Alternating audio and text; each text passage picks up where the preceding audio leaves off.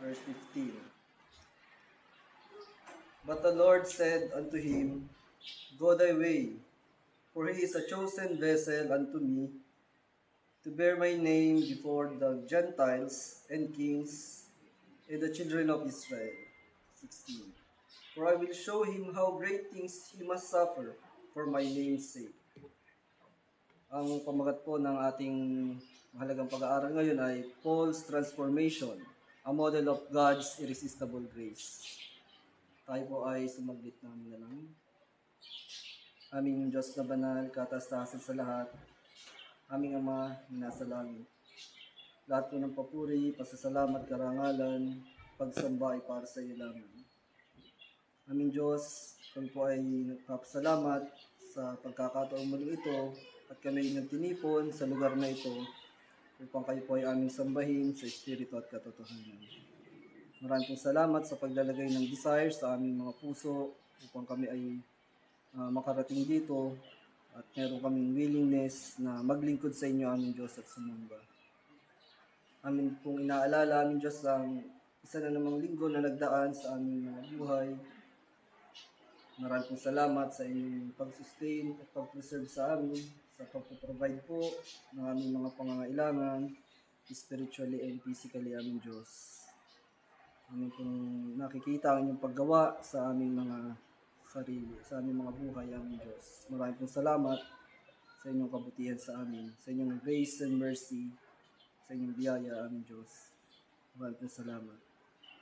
Amin din pong inaalala aming Diyos ang mga kapatiran na may mga karamdaman, may mga affliction aming Diyos. Kami po ay naniniwala na ito ay mayroong mabuting layunin namin Diyos para sa bawat isa.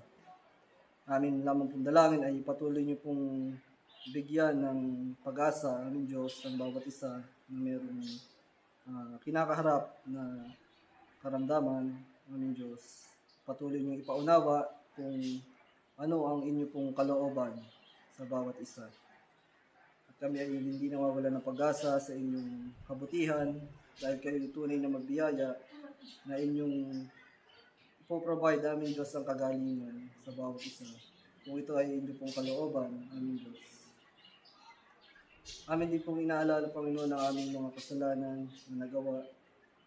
Kami po ay nagsisisi at lubhang nalulungkot at nalulumbay aming Diyos.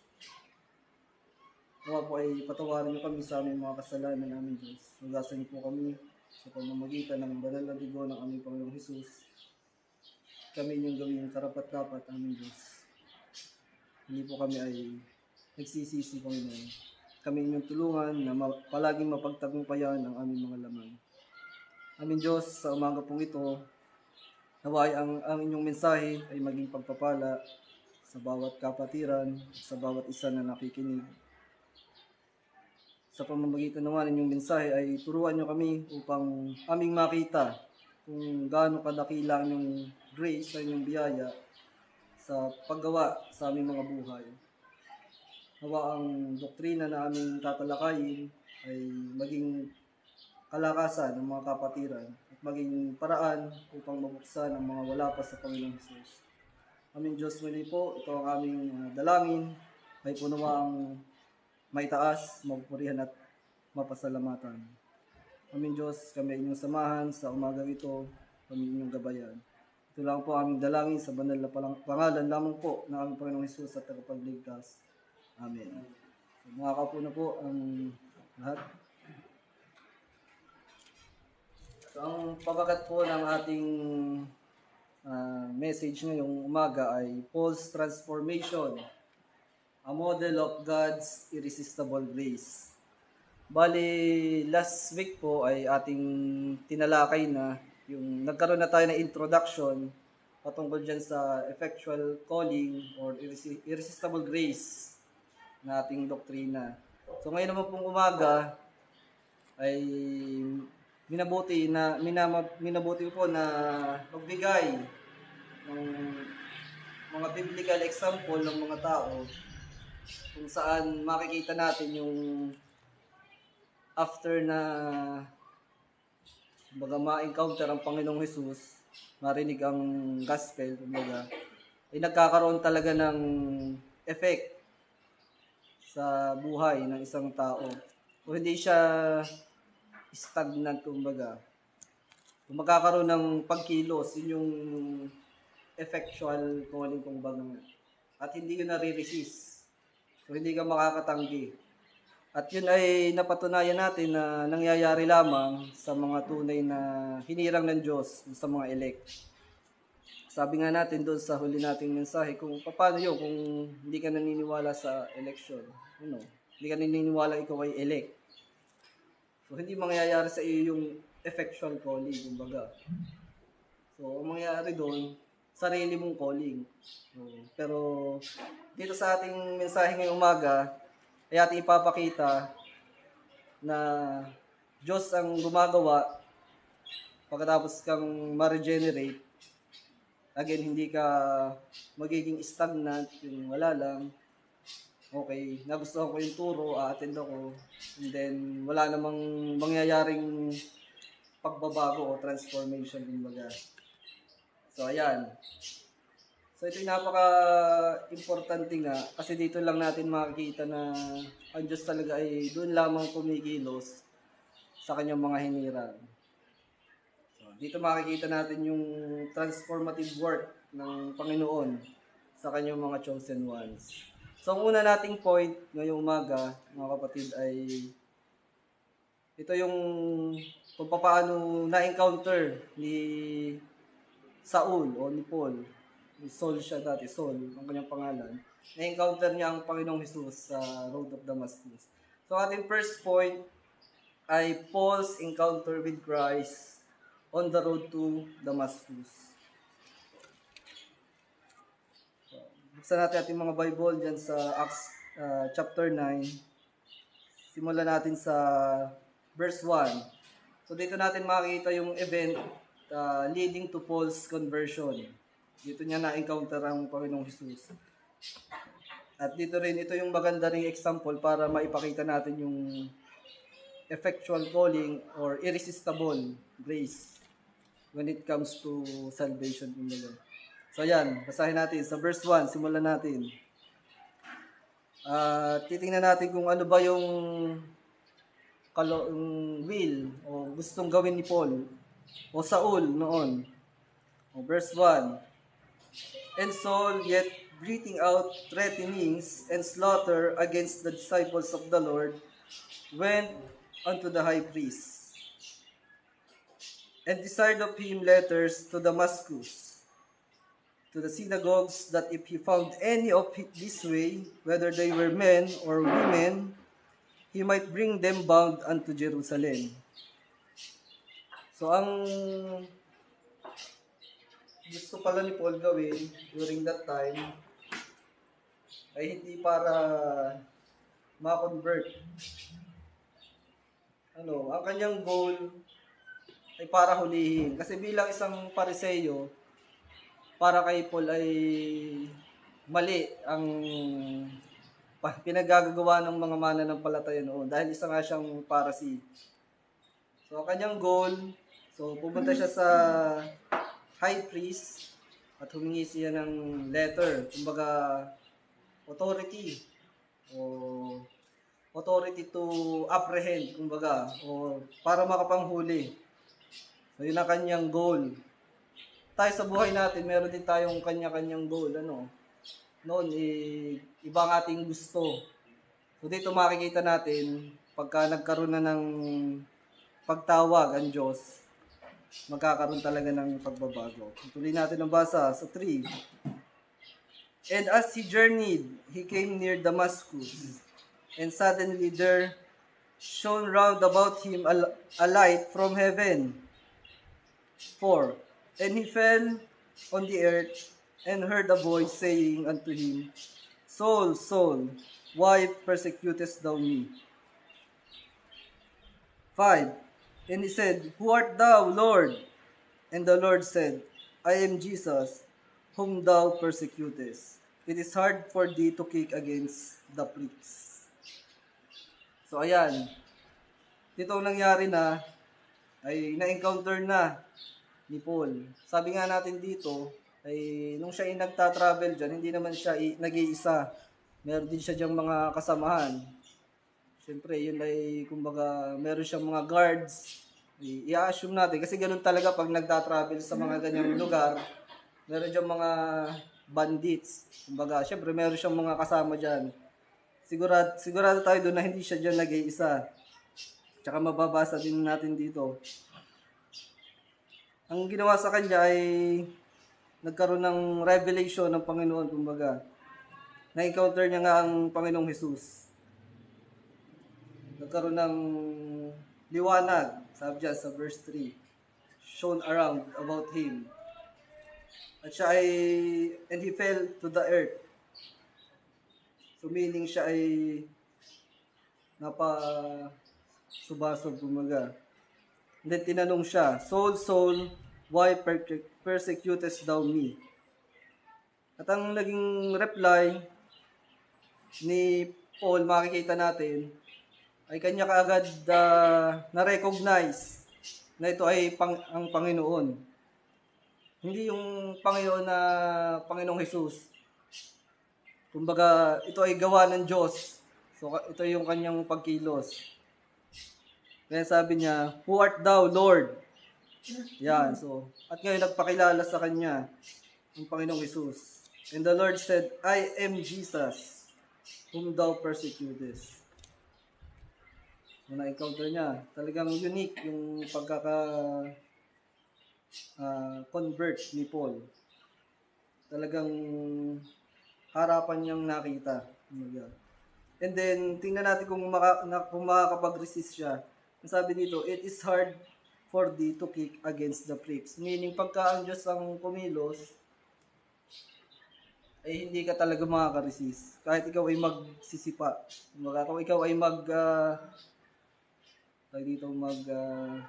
struggle, hindi ka mananalo. Kapag Diyos na ang tumawag sa iyo, ay yun na nga, hindi ka makakawala. Kaya irresistible. Yan, tuloy natin basa, verse 6. And he trembling and astonished said, Lord, what wilt thou have me to do? And the Lord said unto him, Arise and go into the city, and it shall be told thee what thou must do. So ayan, pagkatapos niyang ma-recognize na magpakilala sa kanyang Panginoong Jesus, ang Panginoon ang nagpapakilala sa kanyang sarili, hindi yung tao ang kumikilala. Kaya nagpakilala sa kanyang Panginoong Jesus. Nagkaroon agad siya ng willingness. O, ito na yung effectual. Kung ang cause ay yung pagiging elect, ang effect o ang resulta ay ito. Naging willing siya. Tinanong niya, what will thou have me to do? Yan. And the Lord said unto him, Arise and go into the city. So dito, ang susunod dito mangyayari ay ma-encounter niya si Ananias. 7. And then men who journeyed with him stood speechless. So ito, patunay na meron siyang mga kasama. Speechless, hearing a voice, but seeing no man. Again, ang target dito, makikita natin yung election talaga. Ang target lang ay si Paul. Bagamat naririnig nila, wala silang nakikita. So meaning, hindi sila makakaunawa. Madaming tao ang nakakarinig ng mga doktrina, ng gospel. Pero kung hindi ikaw talaga ang isa sa mga hinirang, ay hindi mo mapapag-unawa ang mga bagay na iyan. So 8.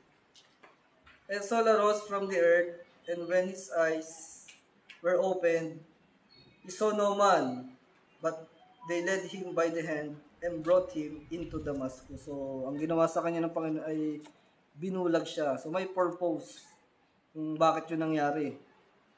So, dinala na siya ng kanyang mga kasama sa Damascus.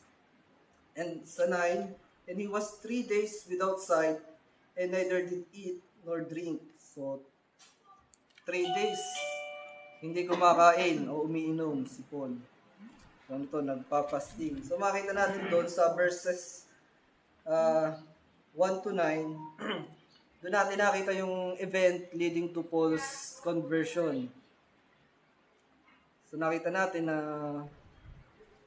kung ikaw ay mayroong sariling lakad, kumbaga may sarili kang desisyon, pero kapag kapanahonan na ng iyong conversion, so kahit pa ikaw ay isang napakagaling na pariseyo, tulad ni magaling sa law, pagka nagpakilala sa iyo ang Panginoong Hesus, talagang hindi ka makaka-resist. Susunod at susunod. Yan. So next nating titingnan ay yung nangyaring radical nature of Paul's transformation sa pagiging isang persecutor, sa pagiging isang tunay na mangangaral. So, basahin natin sa verse 15, same chapter pa rin tayo. Ito yung pag-emphasize ng purpose at yung calling ni Paul. Sabi nga natin, pagka ikaw ay tinawag, merong purpose. Meron kang ganap. Meron kang kailangang gawin. So dito sa verse 15, ito yung purpose ng calling kay Paul. 15. But the Lord said unto him, so dito, yung mga naunang verses na sinabihan ng Panginoon si Ananias na puntahan si Paul o si Saul. So, basahin natin yan. Huli natin. Sa verse 10 muna tayo simula para maintindihan natin. And there was a certain disciple at Damascus.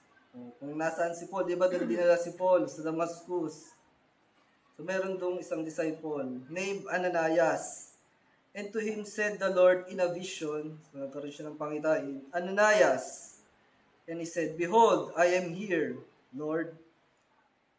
And the Lord said unto him, Arise and go into the street, which is called Straight, and inquire in the house of Judas, for one called Saul of Tarsus. For behold, he prayeth, and had seen in a vision a man named Ananias, coming in and putting his hand on him, that he might receive his sight. So dito pala, kaya pala hindi kumakain si Paul ng 3 days and 3 nights ay siya ay nananalangin. So nagpa-fasting siya. Kasi sabi dito, ng Panginoon, siya ay nananalangin. Ito sabi niya, Behold, he prayeth. So, ang naging vision kay Ananias ay siya ay papupuntahin kay Saul of Tarsus. So, isang kilalang persecutor ng mga mananampalataya. 13. Then Ananias answered, Lord, I have heard by many of this man how much evil he had done to thy saints at Jerusalem. So natatakot si Ananias. Ayaw niyang pumunta. Kasi nga, kilalang terror si Saul of Tarsus. Siya nga yung nanghuhuli ng mga mananampalataya sa Panginoong Hesus. 14, and here he had authority from the chief priest to bind all that call on thy name. So magtataka kayo, alam din ng mga mananampalataya na merong authority pala na manghuli si Paul. So meaning yung pagkuha niya ng authority sa high priest ay publicly hayag. Kasi alam din itong mga taong ito na meron siyang authority from the chief priest to bind all that call on thy name. So ayaw talaga ni Ananias, natatakot siya. Pero ito na, sabi ng Panginoon, ito na yung purpose ng calling kay Paul. Sa verse 15, But the Lord said unto him, Go thy way, for he is a chosen vessel unto me, to bear my name before the Gentiles and kings and the children of Israel. So ito yung ating text. For I will show him how great things he must suffer for my name's sake. So yan dyan sa verse 15 and 16, yan yung purpose. So, nagkaroon ng calling. So ito yung resulta. Ito yung purpose ni Paul para maging isa siyang chosen vessel para mag-preach sa mga Gentiles. Sabi dito. Sa verse 17 and 17 to 19, dito na natin mababasa yung sinasabi natin, pagka ikaw ay elect, susunod ka, kumbaga, hindi ka magre-resist. Babasahin natin. Yan, sumunod na si Ananias, verse 17. And Ananias went his way and entered into the house. So nagpunta na siya doon kay Saul. Putting his hands on him, said, Brother Saul, the Lord, even Jesus, that appeared unto thee, in the way as thou camest, had sent me, that thou mightest receive thy sight, and be filled with the Holy Spirit, or with the Holy Ghost. 18. And immediately there fell from his eyes as it had been scales, and he received his sight, and arose, and was baptized. So nakita natin, pagkatapos niyang matanggal yung nasa kanyang mga mata, so sumunod na rin agad siya sa baptism. Sabi natin, kung ikaw ay tunay na elect, so alam mo yung tama, so anong kailangan gawin? Kung ikaw ay naligtas na, ikaw ay nagrepent, so sunod na gagawin ay baptism talaga. So hindi natin pwedeng laging gamitin o i-assume na bakit yung tip on the cross, Hindi naman lahat ng tao ay tip on the cross. Hindi na nga mauulit yung nangyari yun kasi hindi mo na makakasama sa tabi mo ang Panginoong Jesus. Hindi ka ipapako sa kanyang tabi. So hindi yun ang Father. So kung alam mo yung tama, sumunod. Tulad ni Paul. So, and he was baptized. 19. And when he had received food or meat, he was strengthened. So, kumain na. Doon palang kumain si Paul. Then was Saul certain days with the disciples who were at Damascus. So, yun, nakipag-fellowship na siya doon sa Damascus. So, dito nakita natin yung pagka-encounter ni Paul. May purpose. Kasi isa nga siya sa elect. Siya ay maging apostol nga eh. Siya ang apostol sa mga Gentiles. So, nakita natin, may pagsunod. Kumbaga, hindi nagre-resist. So, anong reason para mag-resist? Kung talagang elect. Susunod sa Panginoon. So, after nating matingnan sa ating first point, yung isang example, actually, marami pa example, mamayang hapon, yung lolobin ng Panginoon ay magbibigay pa tayo ng example pa ng mga tao sa Bible na nagkaroon ng effectual calling at hindi nakapag-resist, irresistible grace. So yeah, nakita natin dito sa chapter 9 sa verses 1 hanggang 19. Nakita natin dito yung pagkilos ng Diyos sa isang elect. So ito ay nangyayari lamang sa isang tunay na elect o hinirang ng Diyos.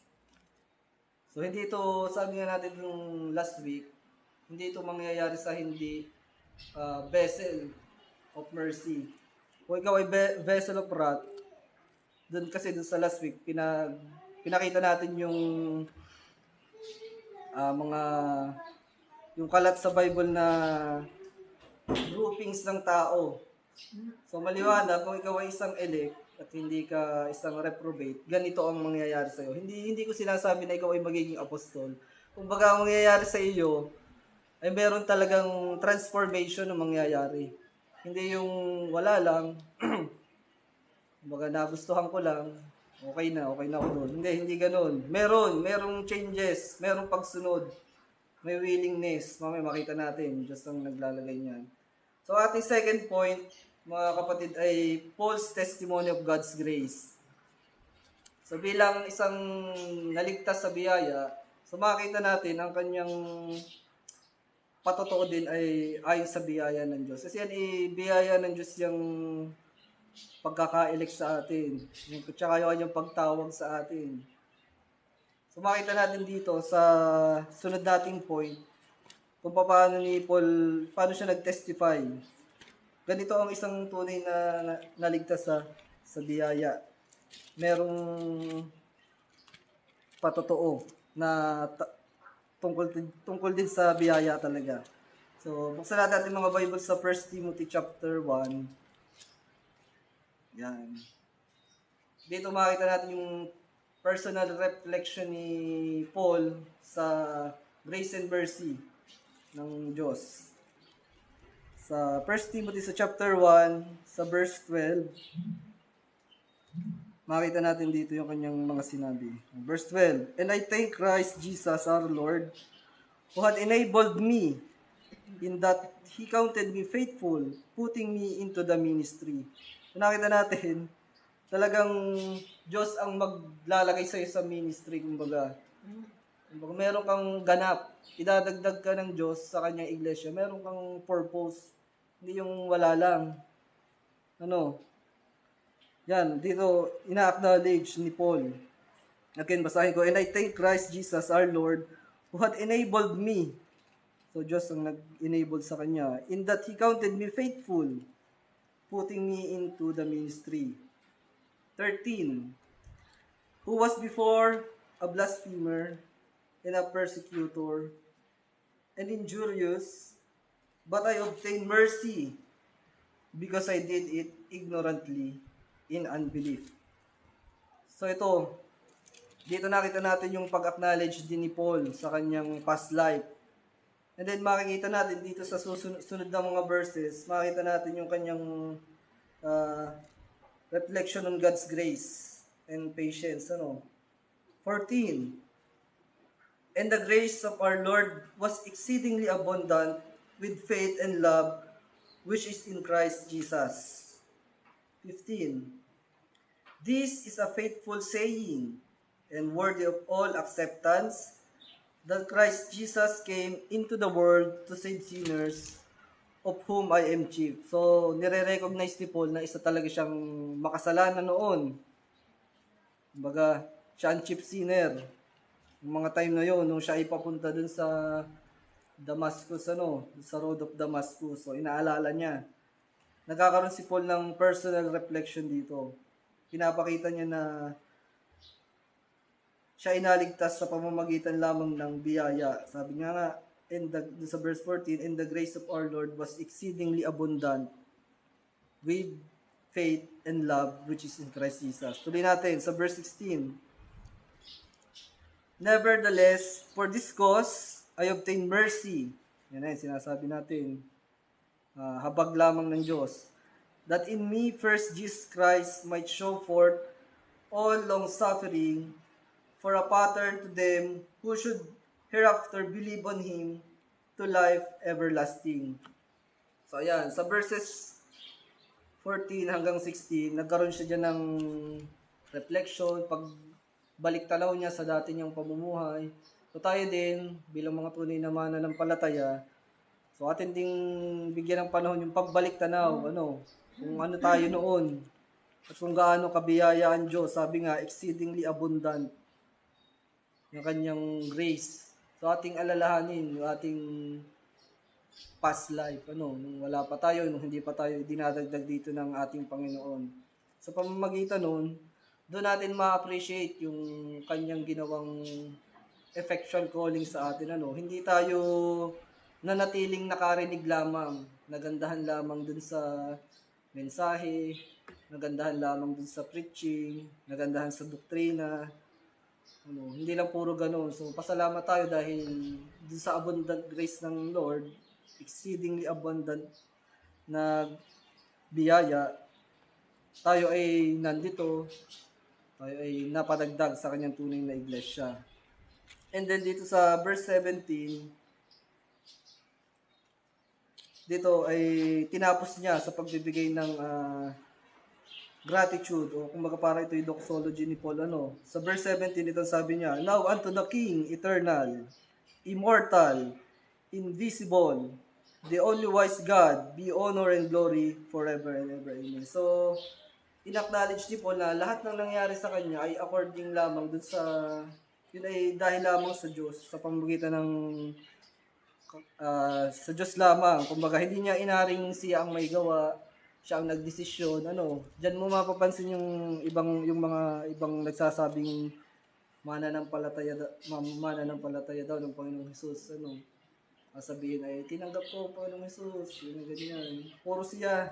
Puro tungkol sa Kanya. Pero dito, ang isang tunay na naligtas sa biyaya, ang Kanyang binibigyan ng parangal ay ang Diyos.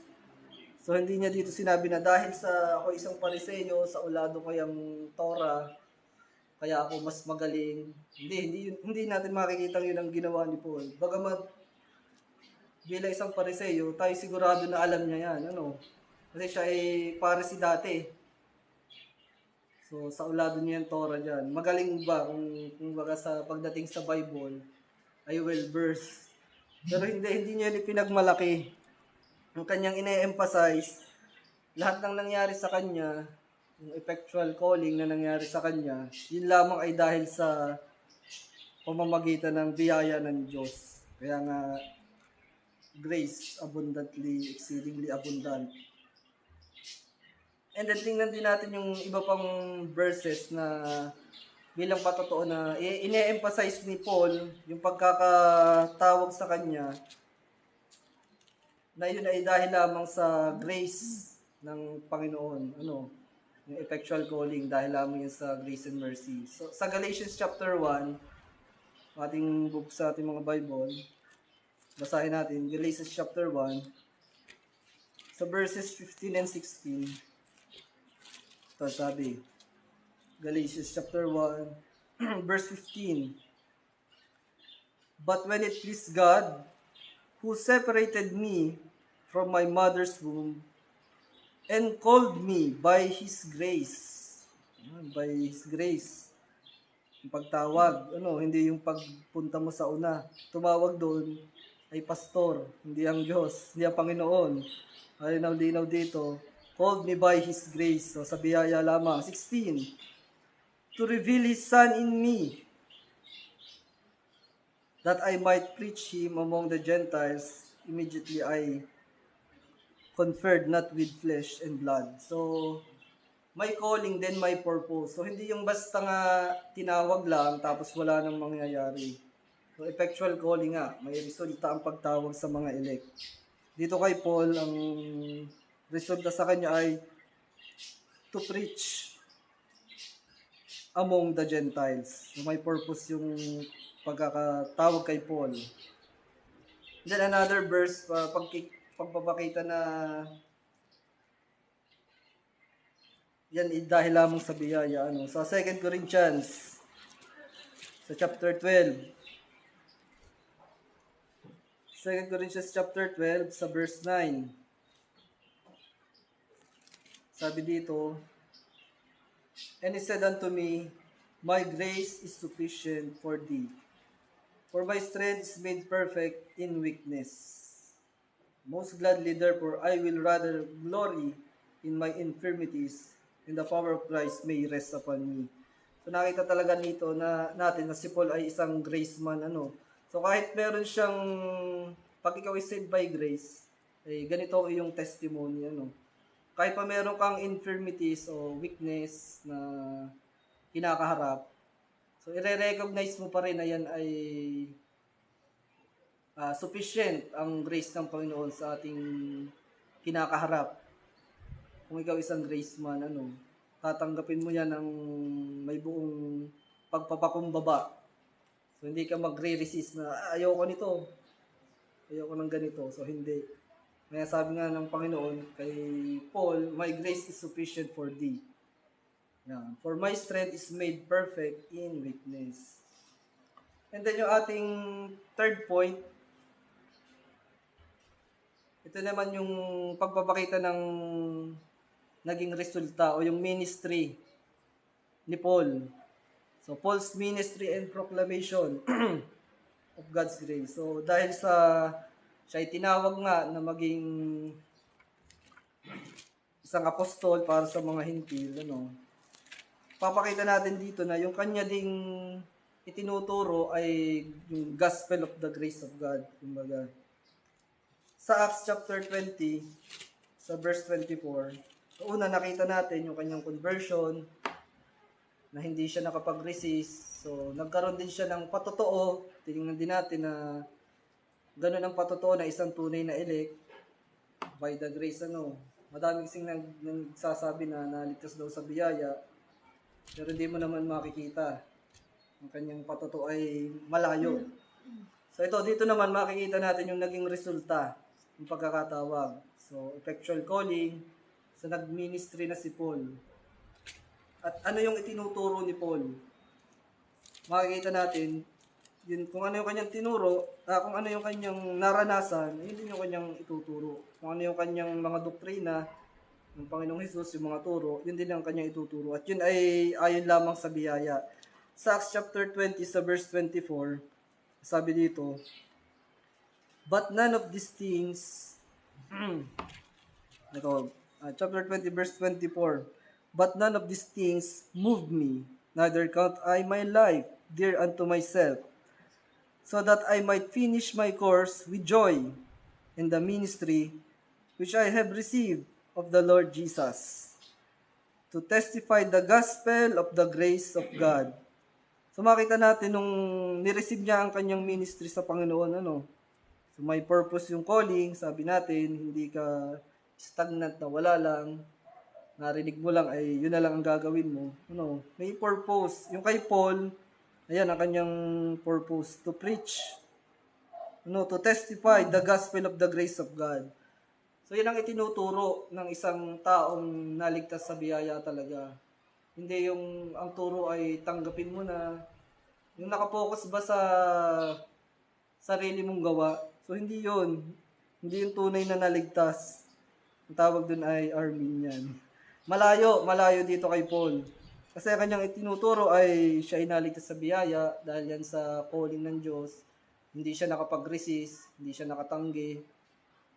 Kasi nung alalahanin natin yung kanyang buhay, sigurado naman na masarap ang kanyang buhay bilang isang Pariseo, Pero nung tinanggap niya ito dahil yung sa epekto ng effectual calling, naghihirap siya dito siya nakaranas ng nakulong, nahagupit, physically nahagupit, nakulong din physically, So hindi niya na, sabi niya nga dito ay sa verse 24, neither count I my life dear unto myself. Wala na sa kanya, ang mahalaga ay nakakapaglingkod siya, So makikita natin dito yung obedience talaga ni Paul bilang isang tunay na tinawag. So that I might finish my course with joy. So may kagalakan siya kahit dumadana siya ng mga ganun na physical na sakit, At saka tinuturo niya ay hindi na bago. So tinuturo niya ay the gospel of the grace of God. And then sa verse 25, makikita natin dito yung overflowing ng irresistible grace.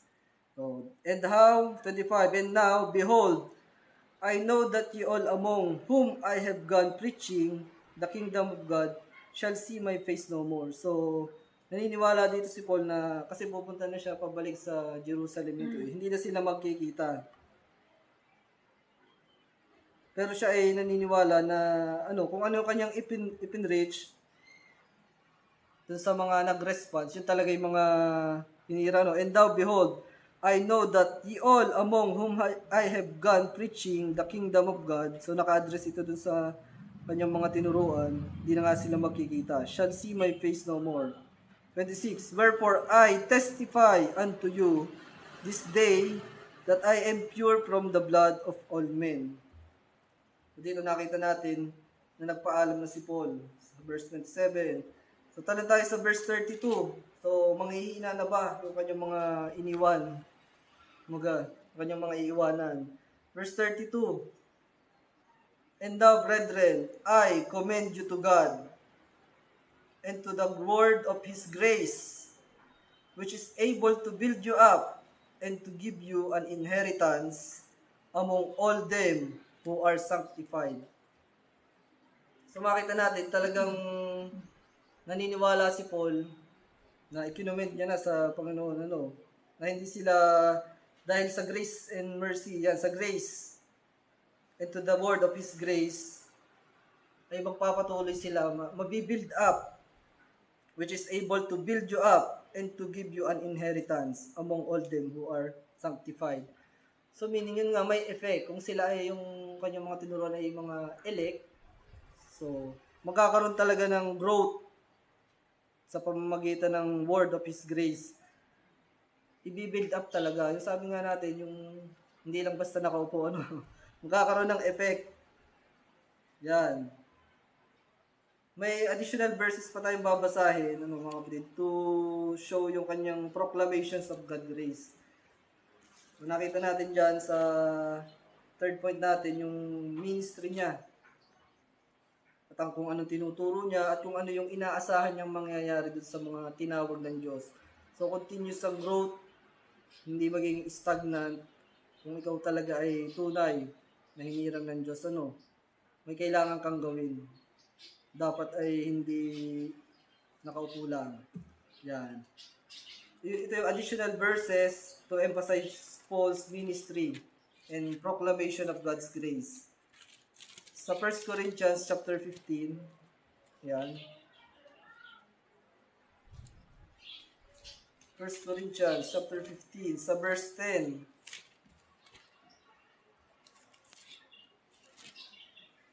So ito sabi, 1 Corinthians chapter 15, sa verse 10. But the grace of God, I am what I am, and His grace, which was bestowed upon me, was not in vain, but I labored more abundantly than they all, yet not I, but the grace of God, which was with me. So nakita natin dito, ine-emphasize ni Paul yung grace ng Panginoon. Siya ay kung ano siya, I am what I am.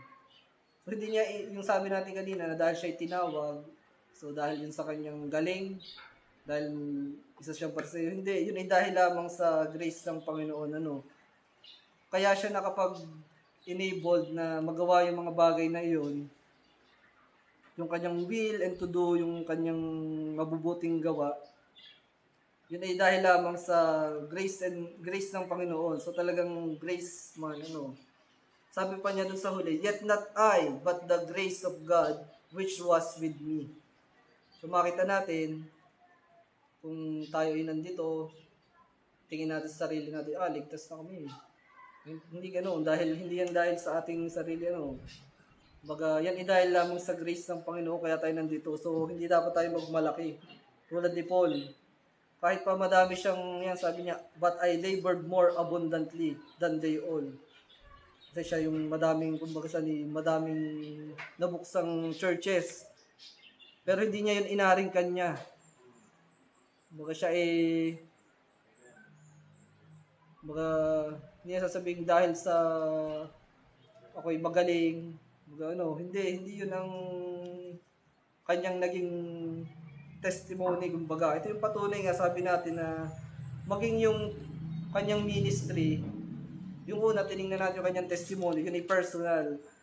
Tapos pagdating naman dun sa ministry, ang ina-emphasize nyo pa rin ay yung paggawa ng Diyos, yung effectual calling ng Diyos. So, umaasa siya na sa biyaya, kaya lamang niya yung nagawa. Hindi dahil sa sarili niyang galing, So, dapat yan atin ding ilagay sa ating mga puso palagi, na kaya ako nakapunta dito, hindi nga dahil sa ginusto ko, Diyos ang naglagay niyan. Sabi nga sa Philippians chapter 2 verse 13, ito ang ating cross reference, for it is God which worketh in you, both to will and to do of His good pleasure. So yan hindi atin. Bagamat tayo ay nararamdaman natin yan, pero Diyos ang kumikilos sa atin. At yan ay kumbaga yan ay mararamdaman lang o marirecognize lamang ng mga tunay na elect. Kasi kung yung iba, ako'y napaka-faithful ko, mas faithful ako sa iyo.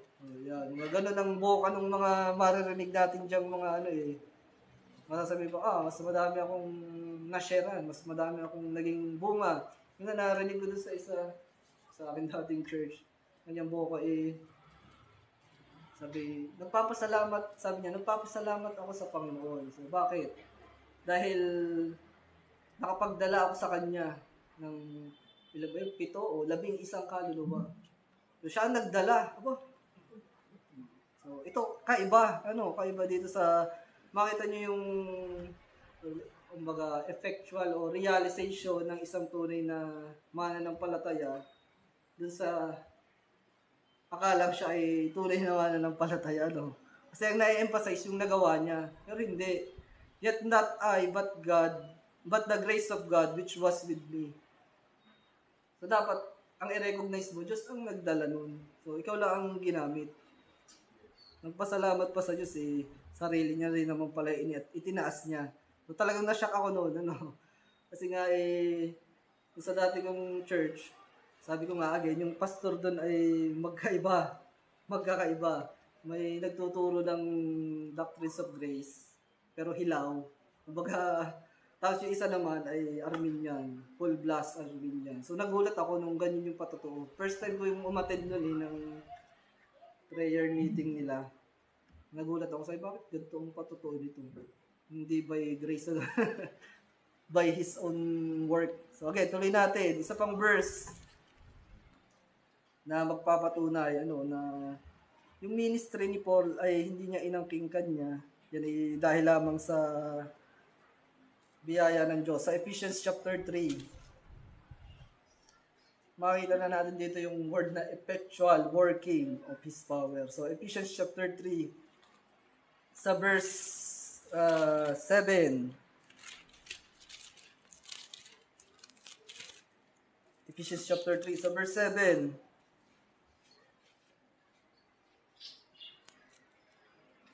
Ito sabi, of which I was made a minister according to the gift of grace of God given unto me by the effectual working of His power. Yan, napakalinaw. Yung ministry ni Paul ay hindi niya inangking kanya dahil sa kanyang galing ni-recognize niya pa rin na yun ay galing sa Panginoon sa pamamagitan din ng biyaya of the grace of God given unto me by the effectual working of His power. So may effect talaga. Baga hindi yung tanong ay sa isang pastor tanong ng isang pastor ay madami na ba kayo So hindi niya naintindihan yung effectual working of His power. Diyos ang tatawag So 8, unto me who am less than the least of all saints is this grace given that I should preach among the Gentiles that the unsearchable riches of Christ. So again, sabi natin, bagamat pagdating sa aral, sa Torah, si Paul ang pinakamahusay dyan sa mga apostol. Pero para sa kanya, siya pa yung less than least of all saints. Kumbaga, kasi hindi lang ginawa niyang sukatan, hindi yung kanyang sarili na galing. Is this grace given that should preach among the Gentiles? So yung kanyang ministry talaga ay hindi nag-base sa kanyang galing ng pagtuturo. Sabi pa nga ni Paul hindi siya eloquent, hindi siya magaling magsalita. Pero kahit na gano'n, ibinababa niya, makita natin, ibinababa ang sarili, hindi itinataas. Bilang isang tunay na mananampalataya, lagi dapat tayong pababa. Ang itataas natin ay ang Panginoon. Yun ang effect ng isang tunay na, yun ang effect o testimony ng isang tunay na mananampalataya, tunay na hinirang ng Diyos. So nagawa ni Paul ang lahat ng mga bagay na iyan, yung kanyang ministry, hindi yan dahil sa kanyang sariling kakayahan o kagustuhan. Actually, ayaw niya pa nga nung una, gusto niya hulihin. Pero ngayon, nagawa niya.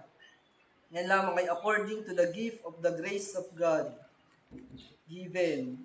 At yung grace na yun ay hindi niya yun na-resist. Baga, siguro tayo, kung tayo yung dadanas ng mga ganong dinanas niya, sa ministry, nakulong, nahagupit, baka tayo umayaw na. Pero hindi. Tayo naniniwala na kung ikay isang tunay na elect, sa kabila ng lahat ng ating daranasin na pagsubo, affliction, may chastisement yan, may chastisement pa. Tayo ay hindi Kumbaga hindi tayo, no man can pluck them out of my hand. Hindi tayo mawawala. Basta tayo patuloy na manalangin, ating i-recognize na lahat ng yan, all things work together according to, yan, sa kapasyahan niya ng Diyos para sa atin yung ikabubuti.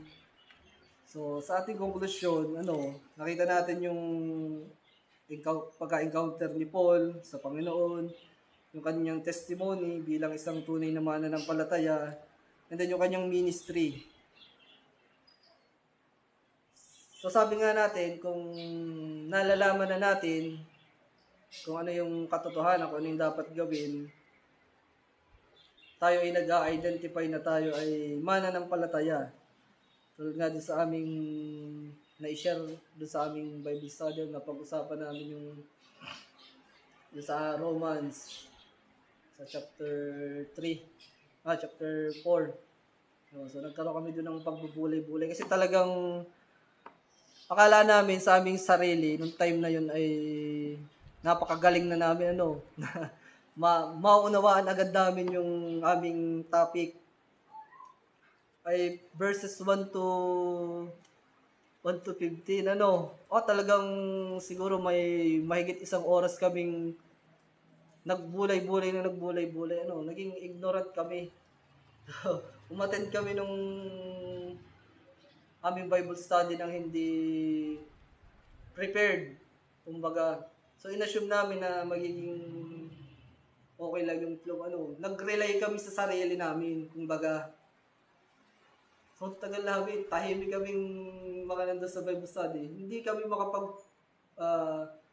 paliwanag, hindi namin maunawaan. Bakit gano'n? Nablangko talaga kami. So, nakita natin doon yung pagka ikaw ay nag-rely sa sarili mo na feeling mo yung napakagaling mo na madami nang nabuksan ng mga iglesia, kung saan-saan. Kung baga ikaw ang ginagamit ng Diyos. Tapos ang ine-emphasize mo yung sarili, So, ingat ka kasi baka paalalahanan ka ng Diyos, Baka ikaw ay bigyan ng paalala. Kasi talaga nung time na yun, ako, amin ko, at sila din naman, aminado na nag-rely kami sa sarili namin. So, hindi kami na umasa sa grace ng Panginoon, sa kanyang power. So, and then na-realize namin na,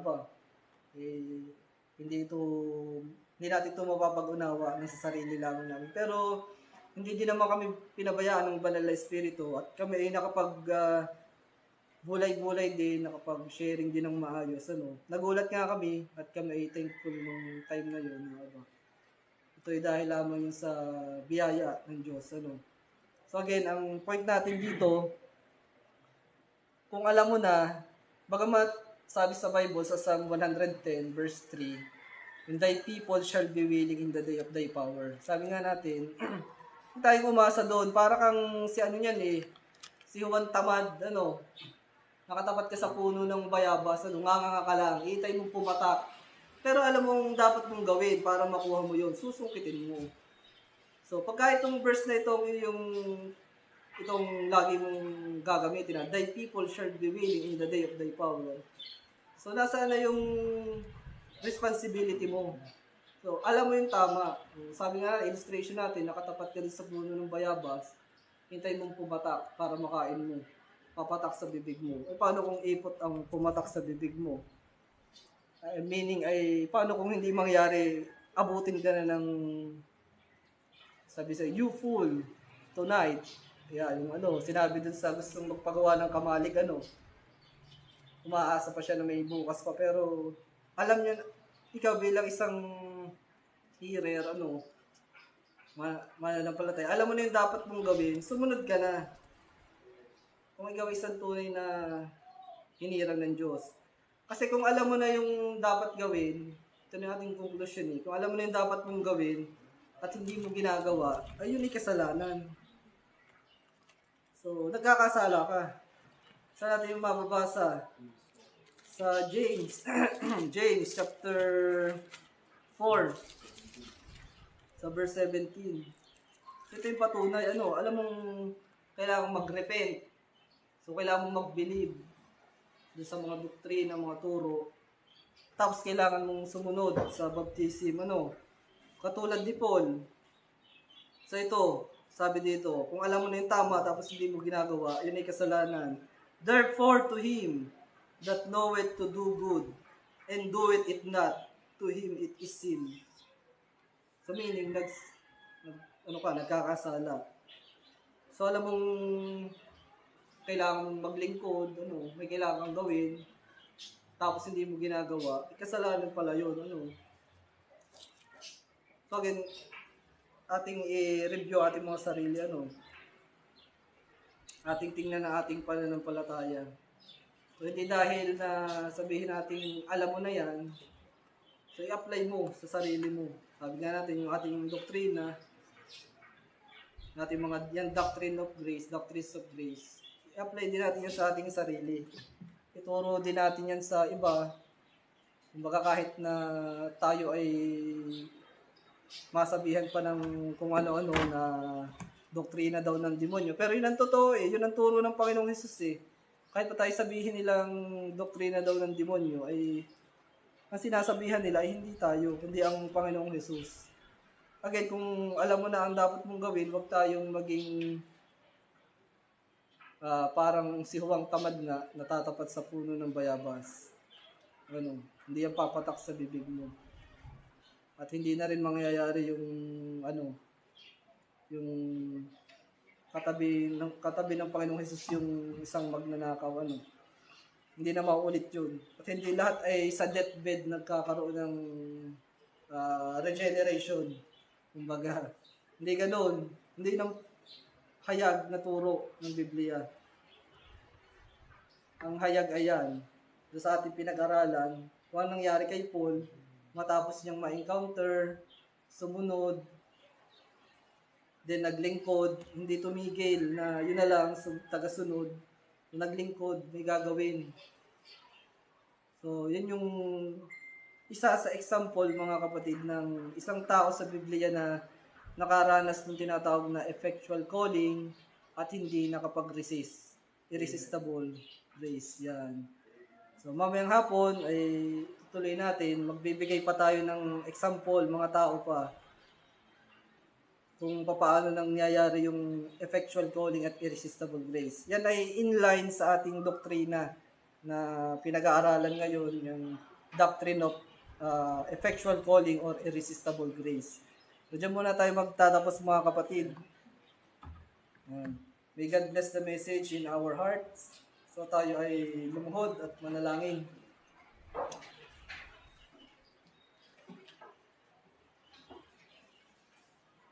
Aming Diyos na banal, aming naman na nasa langit, maraming pong salamat sa inyong mensahe ngayong umaga.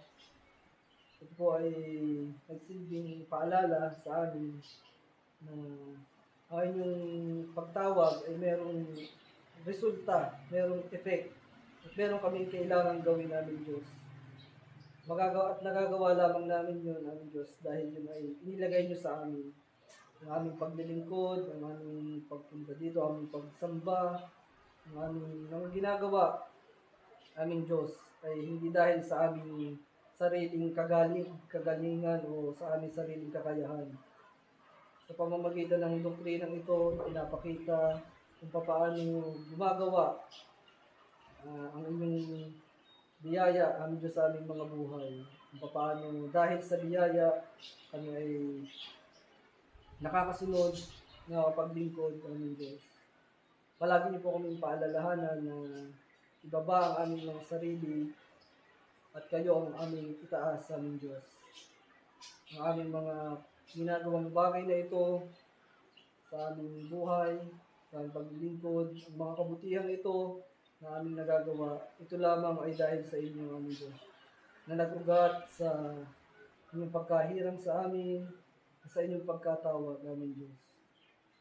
Ang Diyos, amin pong inaalala ang mga tagapakinig, kayo din ang aming mga kapamilya, ang mga mahal sa buhay, aming Diyos. Nawa ay gamitin niyo ang mensaheng ito upang kanilang maunawaan kung ano ang inyong kalooban. Malaman nila na kailangan pala nilang magsisi, na itong pagsisising ito ay nanggagaling lamang sa inyo. Kailangan nilang manampalataya, kailangan nilang sumunod, aming Diyos, sa inyong mga ordinances.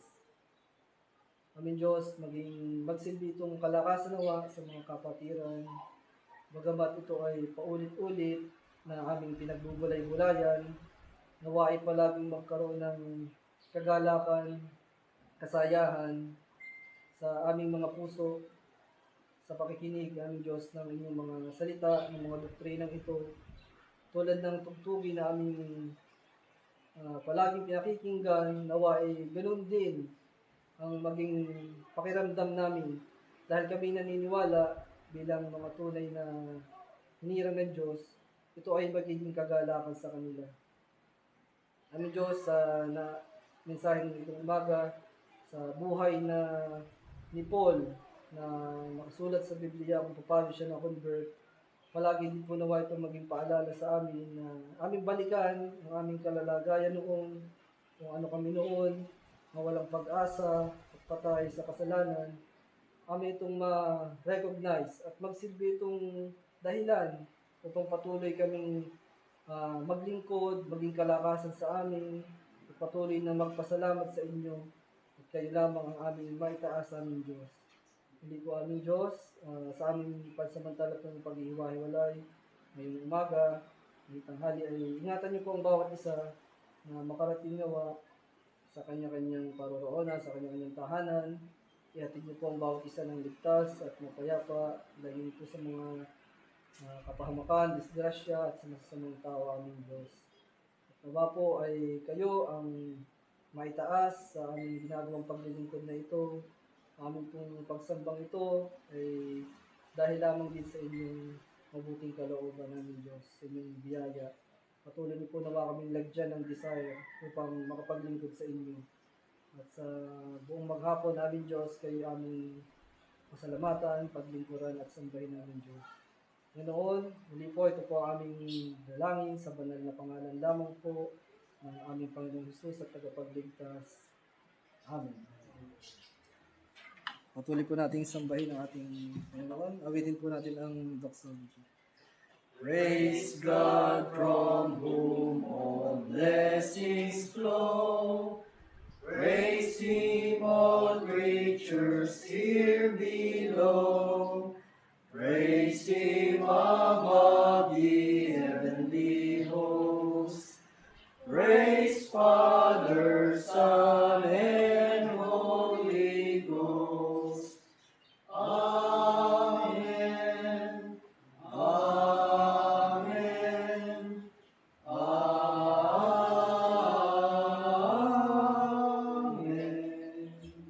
Maraming salamat. God bless po.